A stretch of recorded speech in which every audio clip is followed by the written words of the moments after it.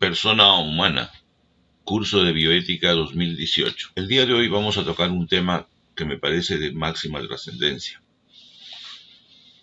Persona humana, bioética y derechos humanos. Vamos a hacer un recorrido a lo largo de los conceptos básicos que tenemos respecto al tema de la persona humana, los conceptos que se manejaron desde los tiempos históricos y la aplicación práctica en los tiempos de la modernidad y de la bioética. ¿A quién denominamos persona?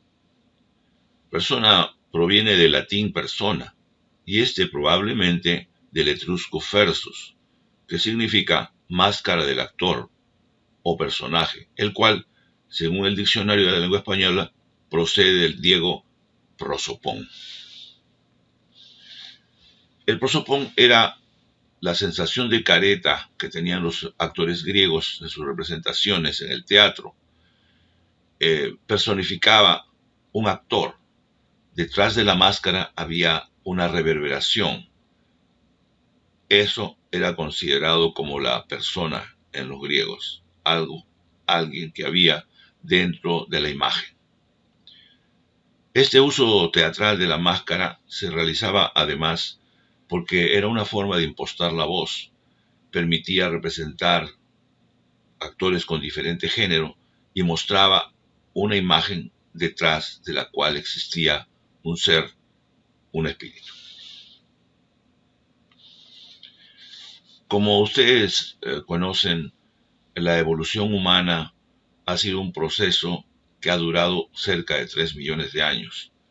Probablemente desde el origen de Lucy hasta nuestros tiempos ha habido un proceso de hominización que ha sido paulatino y que ha permitido, como elemento central, convertir a un intelecto básico del primate en una Homo sapiens, con todas las características del ser humano moderno. De manera que en este proceso de desarrollo del sistema nervioso aparecen las características que hoy día ostentan los seres humanos y que se definen en el razonamiento fundamental, que es el elemento central que nos diferencia en la escala evolutiva con los demás animales. No es por algo que el hombre, a lo largo de la historia, con su inteligencia y el razonamiento, le permite utilizar los instrumentos que hoy día le dan la capacidad de desarrollo y de supervivencia. Vamos a hacer un recorrido de los conceptos básicos de persona. Probablemente los conocidos en Occidente son los que se atañen a los conceptos hebreos sobre el espíritu. Recuerden ustedes que para los hebreos,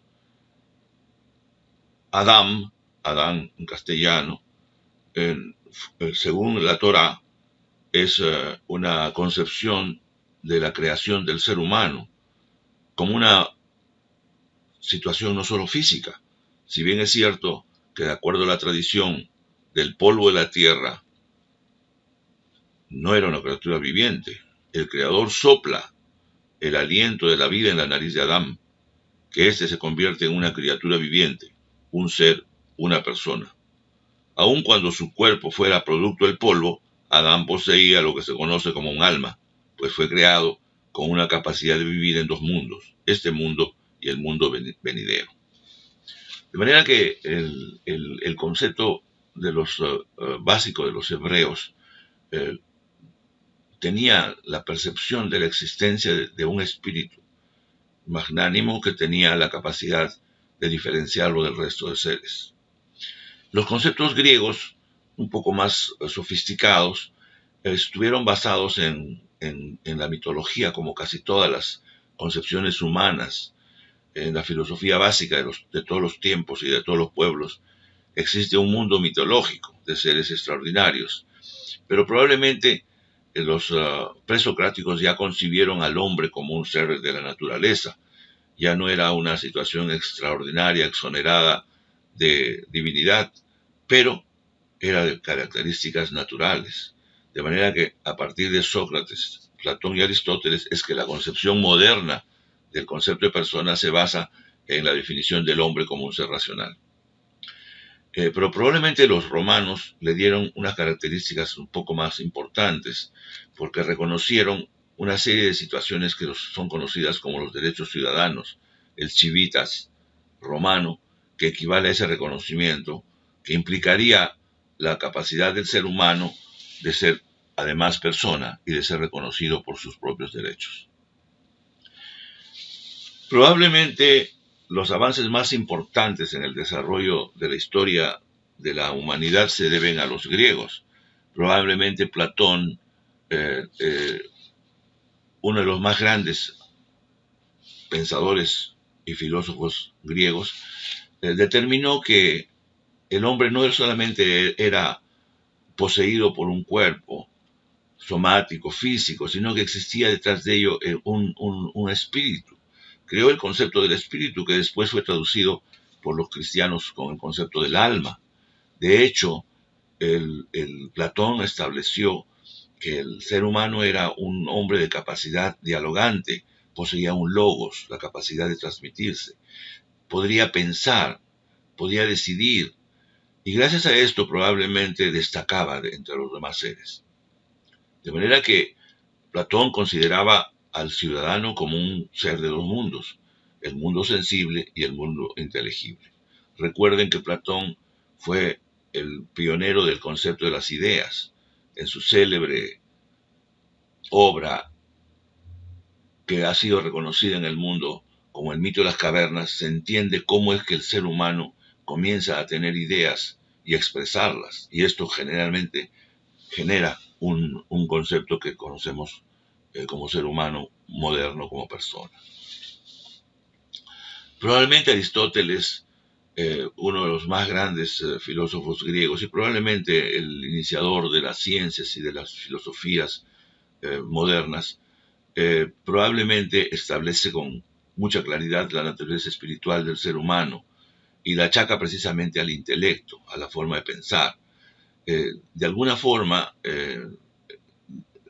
genera la creencia de que el ser humano tiene un alma divina e inmortal, un espíritu que estaba vinculado al cuerpo, pero que podía incluso pervivir más allá de la suspensión de la vida biológica. Y por ello es que, siendo el origen iniciático de hombre-espíritu, fijaba incluso el momento en el cual se desarrollaba este proceso y que calculaba que era 40 días después de una concepción. Probablemente el más importante concepto de persona se lo debemos a Ancio Manlio Severino Boecio. Es un filósofo y hombre de Estado romano del siglo IV de nuestra era. Boecio establece el concepto rationalis naturae individua substantia. ¿Qué significa sustancia individual de naturaleza racional? Y determina que el ser humano es un ser social, dotado de sensibilidad, pero que establece fundamentalmente la inteligencia y la voluntad, que son propiamente humanas. Probablemente Manlio Boecio da un enorme avance respecto al entendimiento del concepto de la persona como concepción sofisticada de un ser humano. Probablemente después tenemos los conceptos de Tertuliano, que fue un literato y filósofo nacido en Cartago, actualmente Túnez. A mediados del siglo II inició el concepto de persona, que lo incorporó en el lenguaje cristiano y permitió interpretar, entre otros, el concepto del misterio de la Trinidad cristiana.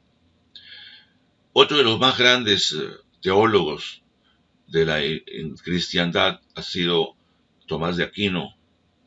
Es el máximo representante de la filosofía escolástica medieval. Abordó de una manera profunda y perdurable la reformulación de la teología cristiana, que estaba basada en los conceptos de San Agustín de Hipona, que había dado con los conceptos básicos 8 siglos antes de la escritura de su principal libro, que fue conocido como la famosa Suma Teológica. Él determinó los conceptos aristotélicos y prácticamente los indujo a la creación del concepto del ánima o el alma, y que era esa conjunción de un ser biológico con una naturaleza racional. De alguna manera, él estaba buscando el concepto de la trascendencia que tanto buscaban los cristianos, es decir, de extender la vida humana a una vida en un paraíso terrenal, en un mundo donde las personas tenían la opción de convivir ya en espíritu y no como en una forma somática. De hecho, creo que el concepto cristiano que manejamos hasta nuestros días estuvo basado principalmente en estos conceptos aristotélicos que fueron indudablemente introducidos por Tomás de Aquino en la iglesia cristiana. En los tiempos modernos tenemos el concepto más avanzado y mucho más sofisticado que nos dio Descartes. Recordemos que Descartes, hombre filósofo cristiano del siglo XVI, fue un físico y matemático cuyas aportaciones indudablemente fueron revolucionarias. Él ha sido el célebre autor del concepto del cogito ergo sum, que ustedes recuerdan, pienso, luego existo, y establecía esa dualidad del cuerpo, un poco ciñéndose a los conceptos del temor cristiano, a la presencia del alma y como espíritu y del cuerpo humano como vida personal. De hecho, este autor, que fue multifacético y que tuvo una gran trascendencia en el desarrollo de las ciencias en el mundo moderno, a través de las matemáticas, la geometría y la propia filosofía, establecía con claridad pues el concepto de que el ser humano estaba compuesto por una res extensa que se interpreta como una sustancia que era medible y que era visible al sensorio, podíamos verla, y que además tenía un espíritu que estaba radicado en un concepto fundamentalmente del pensamiento. Entonces, para él, la res cognitans expresaba a la mente humana, es decir, las características esenciales de ser un ser consciente y que era capaz de producir pensamientos, de tener voluntad y sentimientos. De manera que el concepto de persona por parte del dualismo cartesiano corrobora los conceptos básicos de los griegos y sobre todo de los que lo precedieron. De manera que ya en los tiempos más avanzados, Emmanuel Kant establece también el concepto de la libertad e independencia, que fue un elemento fundamental en el concepto del reconocimiento de los derechos de las personas, en general el concepto de persona, y determinaba que persona era pues aquel ser humano capaz de darse leyes prácticas a través de la razón. Él establecía, por otro lado, el profundo humanismo de su concepción en considerar que el ser humano era un fin en sí mismo y podía estar sujeto a las leyes que él mismo estableciera, recuerden el imperativo categórico, y la dignidad humana merecería el respeto que él exigía, debido a esa racionalidad y a la voluntad que le permitieron tener esa autonomía que lo fundamentaron después y que son la base de los conceptos modernos de la persona humana y de los derechos humanos. Luego, en los tiempos contemporáneos, han habido filósofos que más bien han tenido una visión reduccionista del concepto de persona. En los tiempos actuales, los filósofos modernos tienen concepciones verdaderamente interesantes que contrastan con los conceptos clásicos que hemos conversado. Entre ellos, Peter Singer, que determina de que existen en los seres humanos algunas categorías que, si bien es cierto corresponden a la especie humana, no tienen las condiciones y características que previamente se habían establecido. De manera que es posible que tengamos algunas dudas respecto, por ejemplo, a la capacidad que tienen algunos seres humanos, como los pacientes en coma, los pacientes fetos anencefálicos, los cigotos o embriones, que indudablemente corresponden a la categoría de seres humanos, pero sin embargo, por la falta de capacidad en el corte transversal de tomar decisiones, carecen de derechos, parecen no tener las necesidades que tienen los seres humanos vivos y viven por intereses solamente de personas. De manera que con estos conceptos probablemente existen algunas observaciones que son aceptables por parte de las nuevas versiones.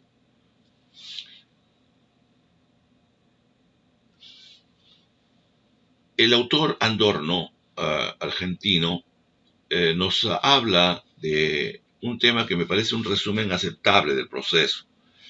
Su concepto de noción de persona lo lleva a los mismos conceptos que se han establecido, pero que le añade algunos aspectos que me parece que son importantes y podemos tomar en cuenta en la bioética.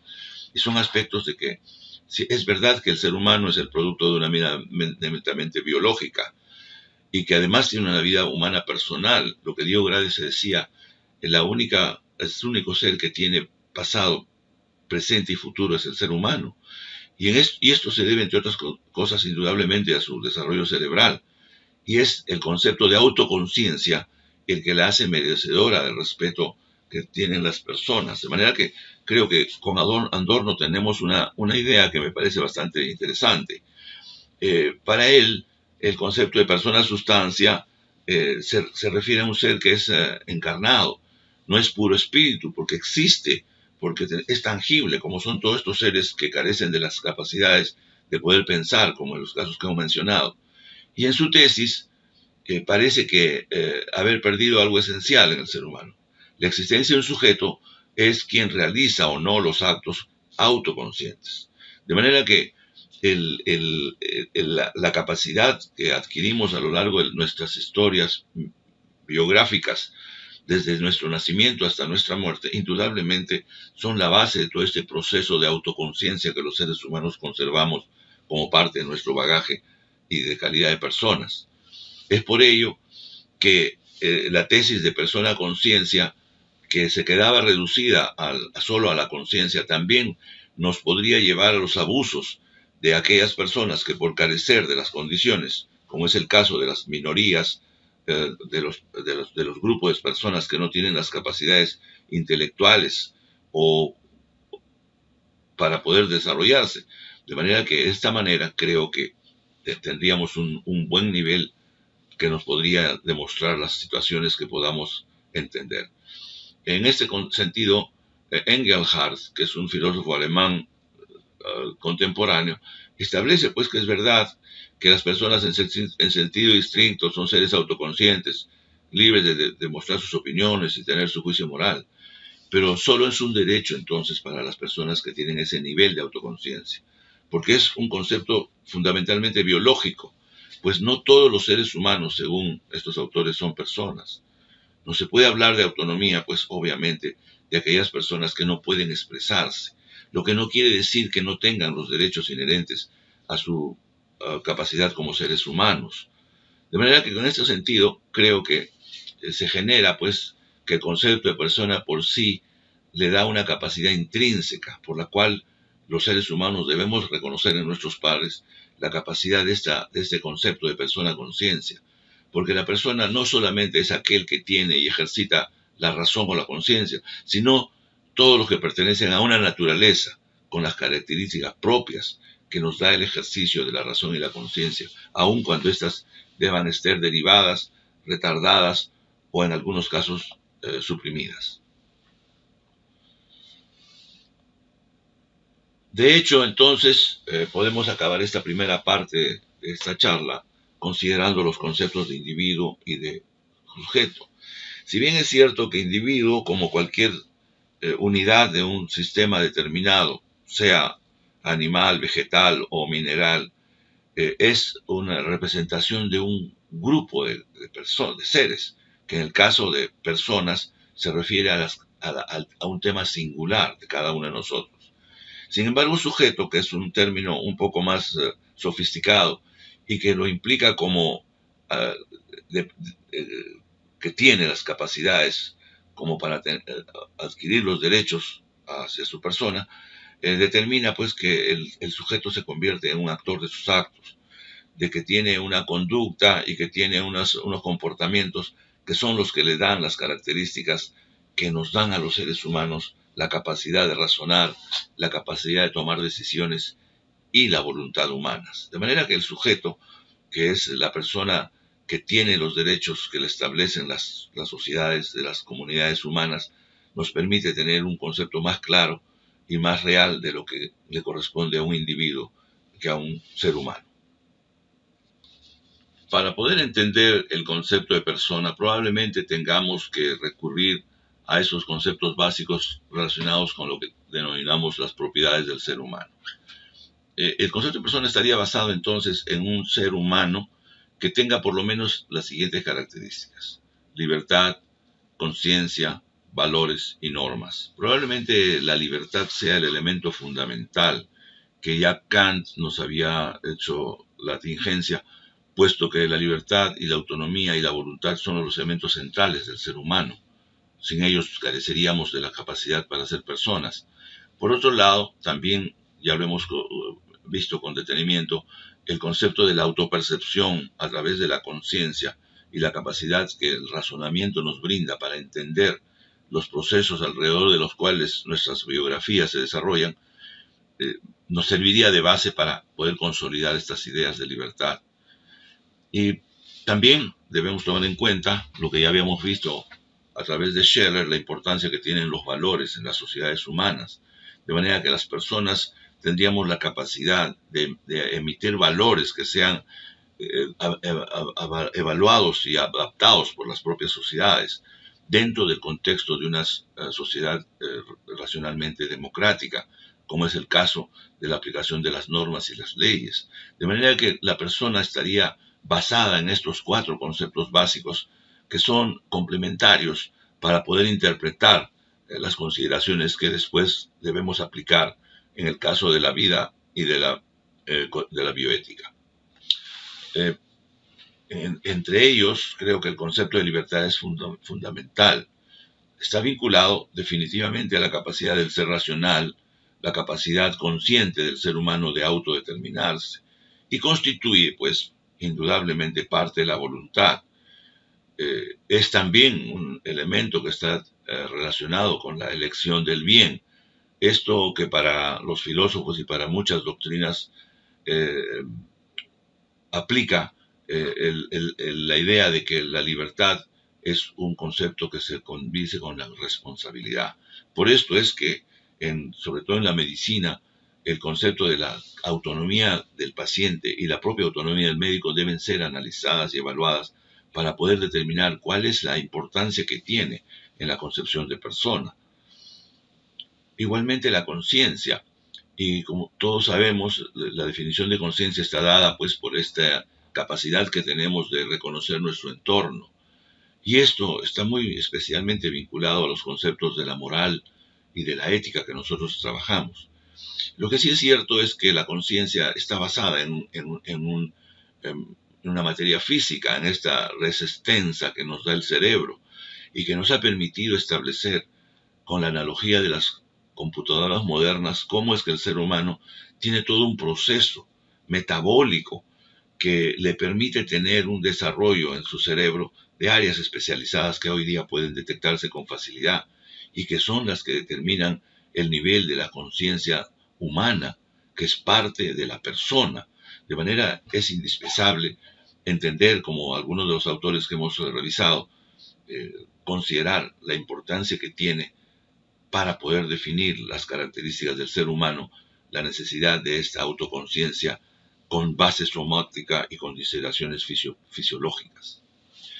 Otro de los conceptos importantes, me parece que tan valiosos como su propio nombre lo indica, que fueron determinados por Scheller y que ya se conocían desde los tiempos griegos como el concepto de axiología, que era lo valioso y estimable de las cosas, y que según Scheller pues establece esta jerarquía que permite que los seres humanos podamos diferenciar ciertas actitudes para tomar algunas determinaciones respecto a nuestro comportamiento. Y se establecen pues los valores como elementos fundamentales, y esto es para una sociedad elemento central y que es una forma participativa del concepto de persona, de manera que una persona libre, que tenga la capacidad y la conciencia de desarrollarse y que cuente con los valores necesarios, cerraría el circuito necesario para su reconocimiento como ser humano pensante o como persona. Igualmente, las normas. Las normas son complementos, son elementos, como decía el propio Kant, la capacidad que tenemos de darnos las leyes que rijan nuestras actividades, que sean de carácter obligatorio para los que cumplimos en una determinada comunidad los aspectos que llenan el aspecto fundamentalmente social de las cosas. Y esto, pues, indudablemente va a permitir que una persona se desarrolle dentro de un ámbito donde nuestras acciones sean reconocidas por los demás. Y no se olviden que las normas son una parte del deber y constituyen con el derecho la aplicación que permite que los seres humanos podamos vivir en comunidad. Y obviamente todos estos conceptos terminan en el rasero de la dignidad, y que es el respeto que debemos tener por tener estas consideraciones previas. Se considera que la dignidad humana es una estima de las personas por poseer todos estos elementos que constituyen su calidad como ser humano y persona, y que nos van a permitir tener una vida de relación que pueda servirnos de base para un desarrollo posterior. Indudablemente las grandes dudas que se están estableciendo es esta similitud del ser humano como una máquina o una máquina que se pueda convertir teóricamente en un ser humano. Las películas de ficción muestran las posibilidades futuras de que las máquinas pudieran adquirir lo que el hombre ha adquirido a través de los siglos como un proceso evolutivo. Ambas se puede considerar niveles de inteligencia.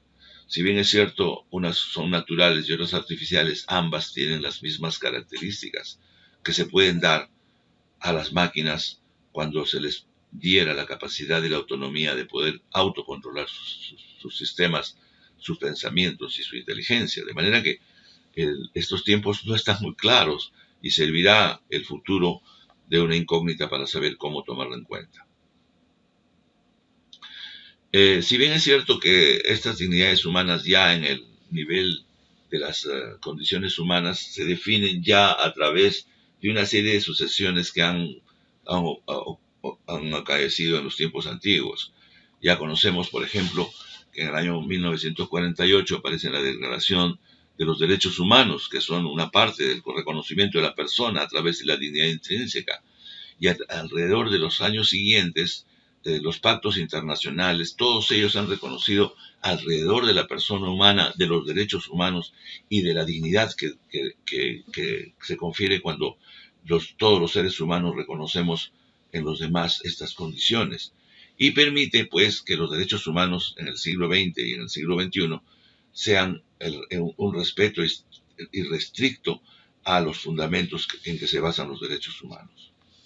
De manera que los derechos humanos hoy día son un instrumento fundamental para la vida de convivencia y que se da, pues, precisamente a través de esta famosa Declaración Universal de los Derechos Humanos promulgada en la Organización de las Naciones Unidas el 10 de diciembre de 1948. Estos derechos humanos son inalienables e irrenunciables. Ninguna persona puede renunciar a ellos y son base, pues, del ordenamiento jurídico y de la dignidad de la persona. Es, pues, a través de ella que se reconoce la libertad, se reconocen los valores y sobre todo se imprimen los conceptos modernos de justicia y de igualdad de los seres humanos. Esa dignidad humana entonces, pues, vendría a ser un respeto incondicionado que todo ser humano tiene en función de su condición humana. Esto es fundamental, porque ya no solamente es el derecho de tener la capacidad de pensar, sino para todos los seres humanos, independientemente de cualquier otra característica o actitud particular que podamos poseer. De hecho, entonces, esto incorporaría los conceptos previos que hemos tenido y que hoy día nos permitiría a la comunidad humana de los tiempos modernos un reconocimiento sin distensión de todos los elementos que serían, pues, los conceptos básicos de la dignidad humana en el reconocimiento de estos derechos. De esto, estos derechos son fundamentales y ustedes los pueden apreciar, aun cuando no todos ellos sean respetados por diversas razones. Sin embargo, son las bases de la convivencia humana pacífica y progresista. De manera que es importante que debamos reconocer estos derechos como elementos centrales. Y es verdad que estos derechos ya han sido motivo de, incluso, de jerarquización, puesto que el doctor Kasbach, que es un miembro de las Naciones Unidas, en los años 60, determinó de que había la posibilidad de diferenciar los derechos humanos en derechos de primera generación. Sobre todo en el siglo XVIII ya los movimientos revolucionarios habían establecido que habían ciertos derechos que los seres humanos, por ser miembros de la raza humana, teníamos acceso. Y estos estaban basados fundamentalmente en los derechos negativos. Y estos se refieren a estos derechos de la libertad de expresión, a los derechos y libertades que se dan sin distinción de raza, color, los derechos a la vida y la libertad, la equiparidad de los derechos de los hombres y las mujeres, a los derechos a la nacionalidad, al asilo, como es el caso de los venezolanos que han ingresado a nuestro país, y que finalmente se pueden diferenciar y clasificar como los derechos civiles y los derechos políticos. Los derechos humanos de segunda generación están constituidos por derechos diferidos. Se llaman derechos positivos porque requieren de una legislación determinada para su aplicación. Estos derechos fueron establecidos a posteriori, después de los derechos de la primera generación, y se referían a la seguridad social y a los derechos económicos y sociales, fundamentalmente, al trabajo en las condiciones adecuadas, a la formación de sindicatos, a tener un nivel de vida adecuado para el usuario y la familia en general, en los aspectos de salud, vestido, vivienda, a la salud física y mental. También se incluían los cuidados y la asistencia especiales en la maternidad y en la infancia. Y, evidentemente, pues a la educación en su contexto de educación primaria, secundaria y gratuita.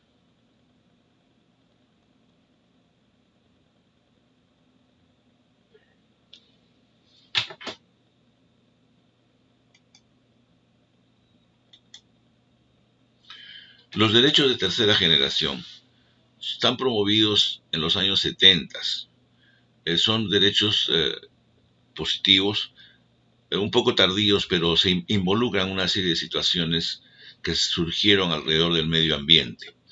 Estos derechos se originan por la observación del uso de los avances y la ciencia y la tecnología, la solución de los problemas alimenticios, demográficos, el medio ambiente en su contexto, el patrimonio común de la humanidad, el desarrollo que permite una vida digna, el libre desarrollo de la personalidad y otros que obviamente son derechos que deben involucrarse y que deben tener la misma jerarquía de los demás porque constituyen parte de la dignidad humana y del derecho a la vida digna en todos sus aspectos. Es por esto que la bioética llega en estas condiciones, está vinculada, como hemos visto, a la investigación en seres humanos, involucrada en la ecología y el derecho al uso del medio ambiente y posteriormente a la medicina. De manera que esta disciplina que ya había sido avisorada a inicios del siglo XX por Fritz Jarr con su libro Bioéthique y por Aldo Lopo con su libro conocido de la ética de la tierra, encajaron perfectamente con la audición que hizo Van der Potter en la década de los 50 y que durante cerca de 30 años difundió a lo largo y ancho de los Estados Unidos y de allí al mundo. En este sentido, probablemente el vínculo que tenga con los derechos humanos es muy intenso porque todos estos autores tenían en común el hecho de privilegiar al ser humano en su desarrollo en el ámbito en el cual nos desenvolvemos. De hecho, creo que gracias a ellos la bioética vincula probablemente intensamente con los derechos humanos como un derecho primario que se amplía a los seres vivos y a la vida en general. La Declaración de Bioética de Gijón del 2000. La Declaración de Gijón. En el Convenio de Asturias de Bioética de Oviedo, en 1997 se llevó a cabo en la ciudad de Gijón una reunión del Consejo de Europa y los estados de la Comunidad Europea, que fueron signatarios de la misma. En esta actividad se puso como premisa la necesidad de respetar al ser humano, a la vez que como persona y como perteneciente a la raza humana, y reconociendo la importancia de garantizar su dignidad. De manera que en este documento de suma importancia para la bioética es conocida como la Declaración Bioética de Gijón, y que indudablemente ha tenido una gran repercusión en la difusión de la bioética en el mundo y específicamente en América Latina. De hecho, entonces, con este concepto se podía decir que la bioética ya estaba ingresando al mundo moderno contemporáneo y a través de Europa al mundo entero. De manera que con este concepto prácticamente se había logrado establecer este elemento tan importante. Otro elemento importante es la famosa Declaración de los Derechos Humanos.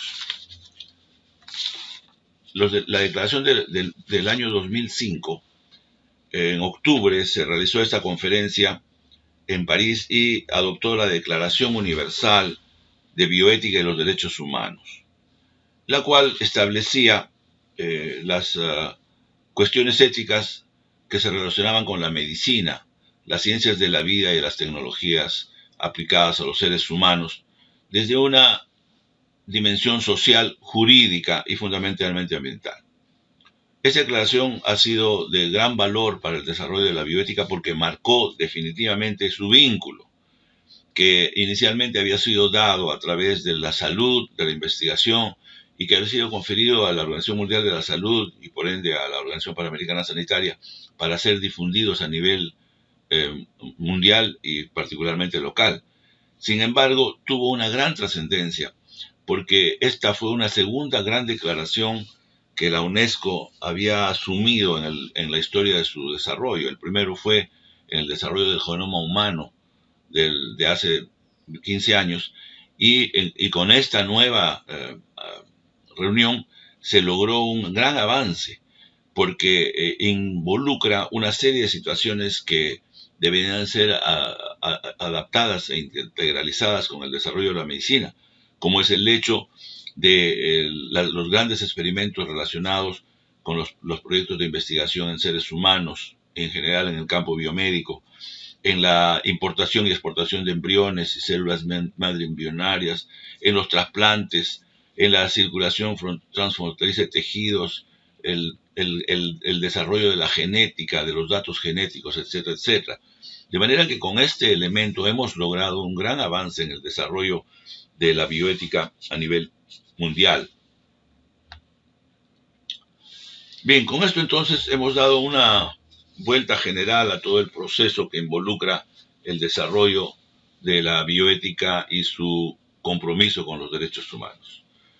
Yo creo que nosotros en medicina debemos estar muy al tanto de considerar a los seres humanos, a las personas a las cuales nos dedicamos nuestros esfuerzos, a hacer el reconocimiento en sus condiciones de sano o enfermo, en sus condiciones de las expectativas que ellos nos plantean.